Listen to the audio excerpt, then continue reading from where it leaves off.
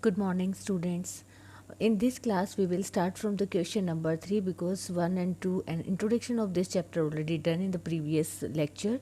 So, from question number 3, what is given that find the mean of the first 5 whole number. If we know that what is the mean how to find the mean arithmetical mean या average all are same. So, first know about कि how to find mean. और mean से पहले आपको पता होना चाहिए what are the 5 whole numbers. देखो इसने पहले ही डिस्कस किया हुआ है अच्छे से कि first 5 whole number it means whole number start from zero से स्टार्ट होते हैं. तो आपको 5 राइट करने हैं. तो first write the whole number. आप होल नंबर राइट करो.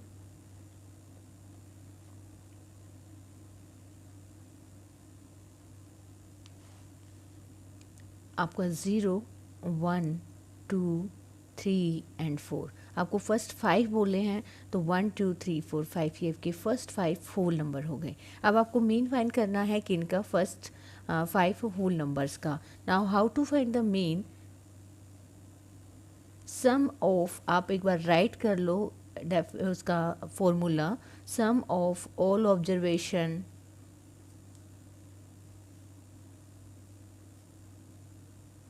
Divided by total. अब आपका sum of all observation means आप इन सब का क्या करोगे, सम करोगे, ऐड करोगे. 0 + 1 + 2 + 3 + 4 और नीचे टोटल कितना है पहले ऑलरेडी गिवन है 5 है. तो आप यहाँ क्या लिखोगे 5. आप अगर इनका सम करते हो तो 10 आता है एंड 10/5 तो जो मीन होगा वो आपका क्या होगा 2. And now come to next question. In question number 4 given that the cricketer scores the following runs in 8 innings. 8 innings में उसके देखो फर्स्ट इनिंग में 58 रन है, सेकेंड इनिंग में 76 रन है और थर्ड इनिंग में 40 रन्स हैं. तो आपको इनका क्या फाइंड करना है, मीन फाइंड करना है. तो very simple, first write the formula of mean. How to find the mean you know very well कि सम ऑफ ऑल ऑब्जर्वेशन. यहाँ आप 8 गिवन है तो आप 8 ऑब्जर्वेशन पे लिख सकते हैं. ये स्टैंडर्ड फॉर्मूला है. And divided by total. अगर हम इन सब का सम करेंगे तो 58 + 76 + 40 and 35 + 46 45 + 0 and +100 and total 8 innings हैं. तो आप डिवाइडेड बाय 8. आप पहले इनको ऐड करो. एडिशन के बाद आपको जो आंसर मिलता है वो क्या मिलेगा आपको 400. और आपको किससे डिवाइड करना है 8 से. जब आप इसको 8 से डिवाइड करोगे तो ये 5 आंसर आ जाएगा आपका 50. And 50 is your answer. This is the mean of this scores. So in question number 5 what is given here. There is given player A, B and C. आपको प्लेयर गिवन है. Game है आपका first game है. Player ए ने part लिया first game में, second game में, third game में एंड फोर्थ गेम में. ये गेम आपको 1 2 3 4 गिवन है और ये आपके प्लेयर्स हैं ए बी एंड सी. अब ये आपसे क्वेश्चन पूछा 1 by 1. The first question he asking about find the mean to determine a average the number of points scored per game. देखो आपको मीन फाइंड करना है किसका, ए का, और नंबर ऑफ पॉइंट्स स्कोर्ड पर गेम के अकॉर्डिंग आपको इन ए का, ए ने फर्स्ट गेम में कितना पार्ट लिया, सेकंड में, थर्ड में एंड फोर्थ में. जैसे फर्स्ट गेम में स्कोर किए 14, सेकेंड गेम में 16, थर्ड गेम में 10 एंड फोर्थ गेम में उसने 10 स्कोर किए. देन हमें मीन फाइंड करना है ओनली ए का. तो ए का जो मीन है वो क्या है, फर्स्ट गेम में 14 + 16 + 10 + 10 और टोटल कितने गेम में पार्ट लिया है इसने 4 गेम में. तो इनका जो सम आता है वो 50 आएगा और 50 को 4 से डिवाइड करोगे जो आंसर आएगा वो आपका 12.5. तो this is the mean of first part of question number 5. Second part में पूछता है कि मीन नंबर ऑफ पॉइंट्स पर game for C would you have divide the total points by 3 or 4. देखो मीन नंबर ऑफ पॉइंट्स पर game for C. आपको C के लिए हर गेम के लिए आपको मीन फाइंड करना है. इट मीन्स आपको गेम 1 2 3 एंड 4 का मीन फाइंड करना है. बट एक ऐसा है जिसमें उसने प्ले नहीं किया, गेम 3 डिडेंट प्ले। अगर यहाँ पे उसने 0 स्कोर किया होता तो हम 4 लेते गेम, बट उसने पार्ट ही नहीं लिया, तो हमारे पास ये जो ऑप्शन पूछ रहा है would you divide the total points by 3 और 4, तो हम 4 नहीं ले सकते, हम क्या लेंगे 3 लेंगे, because didn't play the game, वो गेम में आया ही नहीं, और जो गेम में आया ही नहीं तो हम उसको इंक्लूड नहीं कर सकते। तो यहाँ पे ये जो पॉइंट है आपका ये क्लियर हो गया कि not divided by 4 the divided by 3, because in he score 0, if then we will divide it by 4, but it didn't play the game, so we will divide from 3. So how to find the mean? आपको mean find करना है तो first 8 + 11 + 13, हमें 3 ही game का लेना है, and divided bye 3। आप इनको डिवाइड करोगे, if the sum is 32 and 32 divided by 3, this is the mean. You can find this is 3 and 10.6. He is not asking about the mean, ये mean के लिए नहीं पूछ रहा, but you can find by this formula.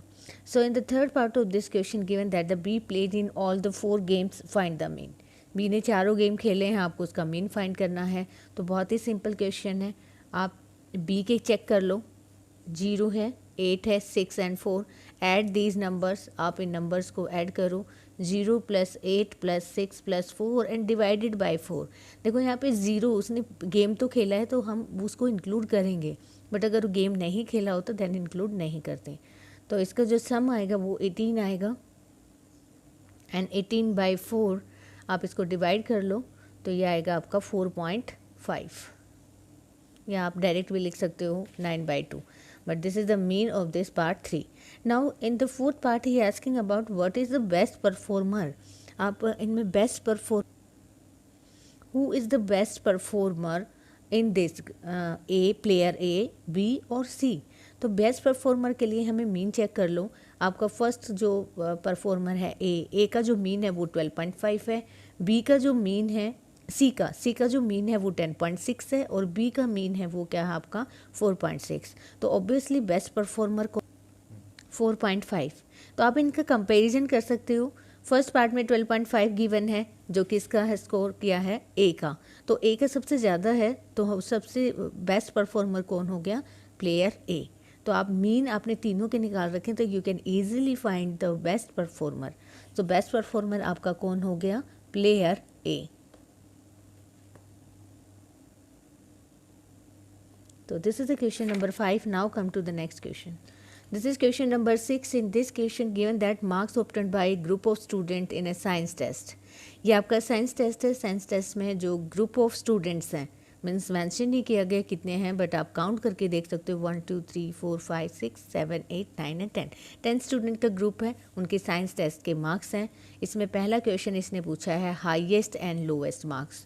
तो you can easily find, check the numbers, 85 है, and highest is 95 and lowest is 39।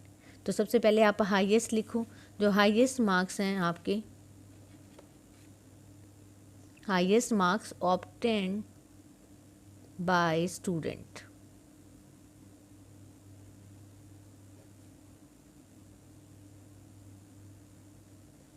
$95। अब आपको लोएस्ट चेक करना है, lowest marks obtained by student is 39। अब आपको सेकेंड पार्ट में पूछा है इसने रेंज, तो how to find range. Range find करने के लिए हम क्या करते हैं, हाईएस्ट माइनस लोवेस्ट। तो हाईएस्ट है आपका 95 माइनस 39, तो आप इसको माइनस करोगे तो आपका आएगा 56। तो दिस इज़ योर रेंज। अब ये कहते हैं मीन और फाइंड करके दिखाओ। This is your second part, this is first part. Now in third part आपको क्या फाइंड करना है, मीन फाइंड करना है। और मीन के लिए हम सभी ऑब्जर्वेशंस का क्या करेंगे, सम करेंगे। 85 + 76 + 90, again 85, 39 + 48, 56, 95 + 81 + 75, and total number of students हैं आपके 10, तो डिवाइडेड बाय 10। तो जब आप इनका सम फाइंड करोगे तो जो सम आएगा वो आएगा 730. नाउ डिवाइडेड बाय 10, तो जो मीन है वो आपका क्या बन जाएगा 73. So you the next question, question number 7. In question number 7 given that the enrollment in school during the 6 consecutive years, आपके 6 years consecutive होता है लगातार. enrollment मतलब स्कूल के अंदर जो एंट्री हुई है स्टूडेंट्स की 6 years में, जो फर्स्ट ईयर है उसमें 1555, सेकेंड में 1670 एंड थर्ड में ये इन आपके गिवन है ईयर्स. आपको इनका मीन फाइंड करना है तो वेरी सिंपल मेथड. आपको मीन के लिए पहले इनका क्या करना पड़ेगा, ऐड करना पड़ेगा. ऐड ऑल द ऑब्जर्वेशंस जो भी हैं आपके, उनको आप ऐड कर लो एंड डिवाइडेड बाय